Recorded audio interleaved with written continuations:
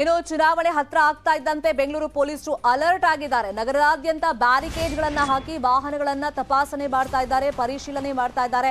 ಪ್ರಮುಖ ರಸ್ತೆಗಳಲ್ಲಿ ಚೆಕ್ ಪೋಸ್ಟ್ಗಳನ್ನ ನಿರ್ಮಾಣ ಮಾಡಲಾಗ್ತಾ ಇದೆ. ನಿರ್ಮಾಣ ಮಾಡಿದ್ದು ಆಗಿದೆ ಸುಮಾರು ಕಡೆಗಳಲ್ಲಿ. ಈಗ 2 ಲಕ್ಷಕ್ಕೂ ಹೆಚ್ಚು ಹಣ ಹಾಗೇನೆ 2 ಲೀಟರ್ಗೂ ಹೆಚ್ಚಿನ ಮದ್ಯವನ್ನ ಸಾಗಿಸುವಂತಿಲ್ಲ. ದೊಡ್ಡ ಮಟ್ಟದಲ್ಲಿ ಹಣ ಅಥವಾ ವಸ್ತುಗಳನ್ನ ನೀವು ಸಾಗಿಸಿದ್ರೆ ಅದಕ್ಕೆ ಪೂರಕವಾಗಿರುವಂತ ದಾಖಲೆಗಳನ್ನ ಪೊಲೀಸರಿಗೆ ತೋರಿಸಬೇಕಾಗುತ್ತೆ, ಸಲ್ಲಿಕೆ ಮಾಡಬೇಕಾಗುತ್ತೆ. ಇನ್ನು ಪೊಲೀಸರು ಕಾರ್ಯಾಚರಣೆ ಬಗ್ಗೆ ನ್ಯೂಸ್ 18 ಲೈಟ್ ರಿಪೋರ್ಟ್ ಅನ್ನ ನಾವು ಕೊಡ್ತೀವಿ. ಚುನಾವಣೆ ಸಂದರ್ಭದಲ್ಲಿ ಇದೆಲ್ಲ ಒಂಥರ ಸಹಜ ತರ ಅನ್ಸುತ್ತೆ, ಆದ್ರೆ ಇಂತಹ ಅಸಹಜ ಪ್ರಕ್ರಿಯೆಗಳನ್ನ ನಡೆಸೋದಕ್ಕೆ ಪೊಲೀಸರು ಬಿಡೋದಿಲ್ಲ. ಮತದಾರರಿಗೆ ಹಣ ಹೆಂಡವನ್ನ ಹಂಚೋ ನಿಟ್ಟಿನಲ್ಲಿ ಒಂದಿಷ್ಟು ರಾತ್ರಿ ಟೈಮ್ನಲ್ಲೇ ಕಾರ್ಯಾಚರಣೆಯನ್ನ ಮಾಡೋದು ಜಾಸ್ತಿ. ಎಸ್ಪೆಷಲಿ ಪದೇ ಪದೇ ನಾವು ಗಮನಿಸ್ತಾ ಇರ್ತೀವಿ, ಎಲೆಕ್ಷನ್ ಟೈಮ್ನಲ್ಲಿ ಈ ಪಾಸ್ಗಳಿರ್ಬೋದು ಅಥವಾ ಫೋಟೋಗಳಿರ್ಬೋದು ಇಂಥದ್ದೆಲ್ಲ ಸಿಕ್ಕಾಗ ಇಂಥವ್ರಿಗೆ ಸೇರಿದ್ದು ಅಂತ ಹೇಳಿ ಅದನ್ನ ಡಿಕ್ಲೇರ್ ಮಾಡಲಾಗುತ್ತೆ.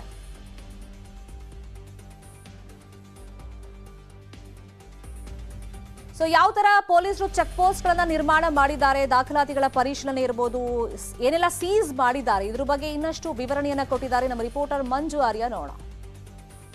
ಎಲೆಕ್ಷನ್ ಹತ್ರ ಆಗ್ತಿರುವಂತಹ ಹಿನ್ನೆಲೆಯಲ್ಲಿ ಇವತ್ತಿನಿಂದ ಬೆಂಗಳೂರಿನಾದ್ಯಂತಲೂ ಕೂಡ ಅಷ್ಟೇ ಪ್ರತಿಯೊಂದು ರಸ್ತೆಯಲ್ಲಿ ರಾತ್ರಿ ಟೈಮ್ ನಲ್ಲಿ ನಾಕಾಬಂದಿಯನ್ನು ಹಾಕೊಂಡು ಬರುವಂತಹ ವಾಹನಗಳನ್ನ ತಪಾಸಣೆ ಮಾಡುವಂತಹ ಕೆಲಸವನ್ನ ಬೆಂಗಳೂರು ನಗರ ಪೊಲೀಸರು ಮಾಡ್ತಿರುವಂತಹದ್ದು. ಈಗ ನಾನು ಎಕ್ಸಾಕ್ಟ್ ಆಗಿ SP ರೋಡ್ ನಲ್ಲಿ ಇದ್ದೀನಿ. SP ರೋಡ್ ನಲ್ಲಿ ನೀವು ನೋಡ್ತಾ ಇರಬಹುದು, ಬ್ಯಾರಿಕೇಡ್ ಗಳನ್ನ ಹಾಕೊಂಡಿರುವಂತಹ ಪೊಲೀಸರು ಬರುವಂತಹ ಪ್ರತಿಯೊಂದು ವೆಹಿಕಲ್ ಗಳನ್ನು ಕೂಡ ಅಷ್ಟೇ ಒಂದ್ ರೌಂಡ್ ಚೆಕ್ ಮಾಡ್ತಾ ಇದ್ದಾರೆ.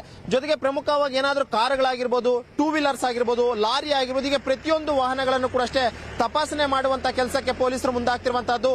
ಕಾರಣ ಏನು ಅಂತಂದ್ರೆ ಎಲೆಕ್ಷನ್ ಈಗಾಗಲೇ ಹತ್ರ ಬರ್ತಾ ಇದೆ. ಒಂದಷ್ಟು ಸಾಮಗ್ರಿಗಳನ್ನ ಒಂದ್ ಕಡೆಯಿಂದ ಇನ್ನೊಂದು ಕಡೆಗೆ ಸಾಗಿಸ್ತಾ ಇದ್ದಾರೆ. ಸೀರೆ ಆಗಿರ್ಬೋದು, ಬೇರೆ ರೀತಿಯಂತ ಬೆಳ್ಳಿ ವಸ್ತುಗಳಾಗಿರ್ಬೋದು, ಇಂತಹ ಒಂದು ವಸ್ತುಗಳನ್ನ ಬೇರೆ ಬೇರೆ ಕಡೆಗಳಲ್ಲಿ ಸಾಗಾಟೆಯನ್ನ ಮಾಡ್ತಿರುವಂತಹ ಹಿನ್ನೆಲೆಯಲ್ಲಿ ಪ್ರತಿ ಕಡೆಗಳಲ್ಲಿ ಕೂಡ ಈಗಾಗಲೇ ಪೊಲೀಸರು ಬ್ಯಾರಿಕೇಡ್ ಗಳನ್ನ ಹಾಕೊಂಡ್ಬಿಟ್ಟು ಈ ರೀತಿಯಾದಂತಹ ಚೆಕ್ ಪೋಸ್ಟ್ ಗಳನ್ನ ನಿರ್ಮಾಣ ಮಾಡ್ಕೊಂಡ್ಬಿಟ್ಟು ವೆಹಿಕಲ್ ಗಳನ್ನ ತಪಾಸಣೆ ಮಾಡುವಂತ ಒಂದು ಕೆಲಸವನ್ನು ಕೂಡ ಮಾಡ್ತಾ ಇರುವಂತದ್ದು.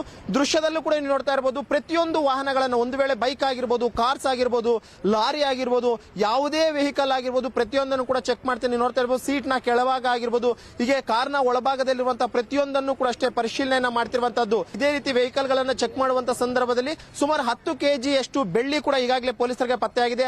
ಆ ಬೆಳ್ಳಿಗೆ ಯಾವುದೇ ರೀತಿಯಂತ ದಾಖಲೆಗಳಿಲ್ಲದಂತ ಕಾರಣಕ್ಕೋಸ್ಕರ SJ ಪಾರ್ಕ್ ಪೊಲೀಸರು ಕೂಡ ಅಷ್ಟೇ ಒಂದು ಬೆಳ್ಳಿಯ 10 kg ಅನ್ನ ಈಗಾಗಲೇ ಸ್ಟೇಷನ್ಗೆ ಕೂಡ ಕರ್ಕೊಂಡು ಹೋಗಿದ್ದಾರೆ. ಜೊತೆಗೆ ಈ ನಿಟ್ಟಿನಲ್ಲಿ ಇನ್ನೊಂದಷ್ಟು ವೆಹಿಕಲ್ ಗಳ ಏನ್ ಬರ್ತಿದೆ ಪ್ರತಿಯೊಂದನ್ನು ಕೂಡ ಅಷ್ಟೇ, ಯಾಕಂದ್ರೆ ಯಾವುದೇ ಒಂದು ವೆಹಿಕಲ್ ಗಳನ್ನು ಕೂಡ ಬಿಡ್ತಾ ಇಲ್ಲ. ಯಾಕಂದ್ರೆ ಇವತ್ತಿನಿಂದ ಬೆಂಗಳೂರು ನಗರದಲ್ಲಿ ರಾತ್ರಿಯ ಡ್ಯೂಟಿಯಲ್ಲಿ ಪ್ರತಿಯೊಂದು ವೆಹಿಕಲ್ ಗಳನ್ನ ಚೆಕ್ ಮಾಡುವಂತ ಒಂದು ಕೆಲಸಕ್ಕೂ ಕೂಡ ಅಷ್ಟೇ ಪೊಲೀಸರು ಮುಂದಾಕಿರುವಂತದ್ದು. ಯಾಕಂದ್ರೆ ಎಲೆಕ್ಷನ್ ಹತ್ರ ಬರ್ತಾ ಇದೆ. ಹತ್ರ ಬರ್ತಿರುವಂತಹ ನಿಟ್ಟಿನಲ್ಲಿ ಒಂದು ಕಡೆಯಿಂದ ಮತ್ತೊಂದು ಕಡೆಗೆ ಹಣ ಆಗಿರ್ಬೋದು ಅಥವಾ ಸೀರೆ ಆಗಿರ್ಬೋದು ಅಥವಾ ಬೇರೆ ಇನ್ನಿತರ ವಸ್ತುಗಳನ್ನು ಸಾಗಿಸುವಂತವರ ಸಂಖ್ಯೆ ಕೂಡ ಅಷ್ಟೇ ಜಾಸ್ತಿ ಆಗ್ತಾ ಇದ್ದು ಚೆಕ್ ಪೋಸ್ಟ್ ಗಳಲ್ಲಿ ಈಗಾಗಲೇ ಸಿಕ್ ಬೀಳ್ತಾ ಇದ್ದಾರೆ.